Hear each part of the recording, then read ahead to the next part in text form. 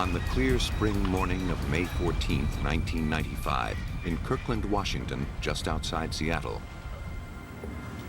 Randy Acall returned from work and noticed that his neighbor's front door was propped open. Hello? Ordinarily, he wouldn't have given it much thought. Hello? But he had noticed that the door had been open when he had left for work the night before. Anybody home? Randy was a little worried and decided to see if everything was all right. Hello? Hello? As he entered the bedroom, a gruesome sight greeted his eyes. He found the body of a woman in her 30s lying in a heap at the foot of the bed. Her head was covered in the top bed sheet, and a t-shirt was bunched up around her neck. Blood stained the carpet beneath her. Horrified, Randy dialed 911. Yes, I'd like to report an emergency.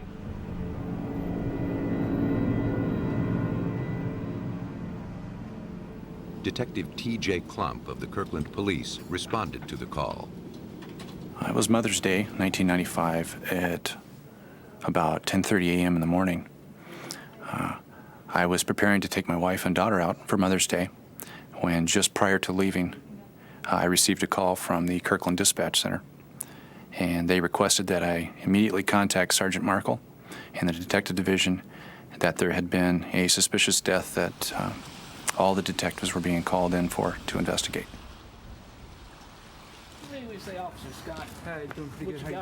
When the police reached the apartment, they saw no sign of forced entry. At first glance, there were none of the usual indications that a crime had taken place. The TV, the stereo, and other items of value were still in the condominium. Nothing had been disturbed. Once I arrived there, and after we had obtained the search warrant, we entered the condominium. And the first thing that struck me was how clean it was for a crime scene. It was very clean, immaculate. The killer seemed to have been meticulous in covering his tracks.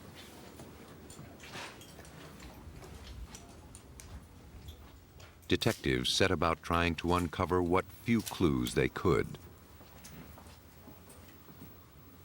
The case hinged on their ability to bring secrets of the crime scene out into the light.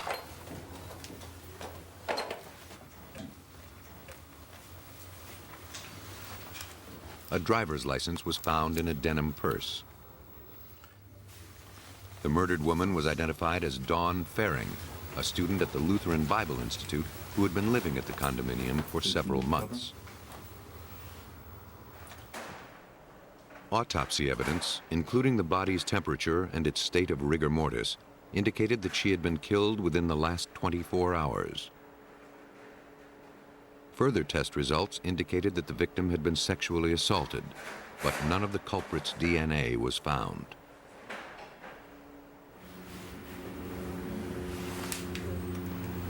The detective and his fellow officers carefully collected evidence from the scene, removing the bed sheets and sections of the blood-stained carpet. They hoped these might contain some clue to the killer's identity. They also found cigarette tobacco and ash near the bed. The victim didn't smoke. They were left by the killer, but were of little use. Another scrap turned up that proved more valuable. While we were searching the condominium for evidence, we found a box of receipts. And Dawn Fehring was a very meticulous person. She was very organized. She saved receipts. She had phone logs. And she had saved some receipts, one of which was a receipt from 5/12 of 95. It was during the late evening hours. She had purchased some groceries at a nearby Fred Meyer's store. To pinpoint Fehring's time of death and to determine whom she might have been with, police went to the grocery store listed on the receipt. Roxanne, I'd like to show you this picture and see if you recognize this young lady. A clerk remembered helping the victim. Fehring had come in near closing time. She had been friendly and in a good mood, and she had left the store by herself.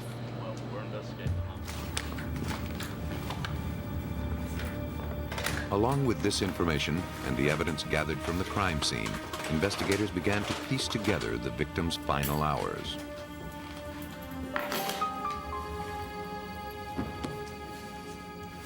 After leaving the store just before 10 p.m. on May 12th, she apparently went straight home and unpacked her groceries. Putting herself through Bible school, Fehring kept track of every penny she spent. She placed her receipt in the box in her hall closet.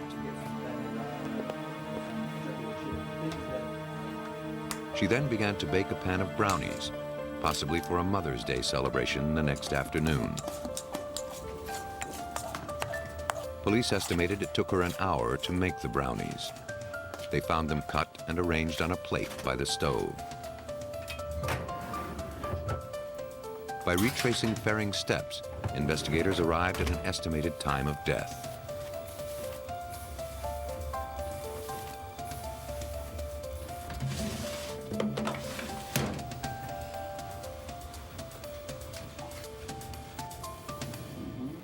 Yeah. Pinning down the time of death narrowed the killer's window of opportunity. Yeah. But who killed Who's Dawn that Fehring? result?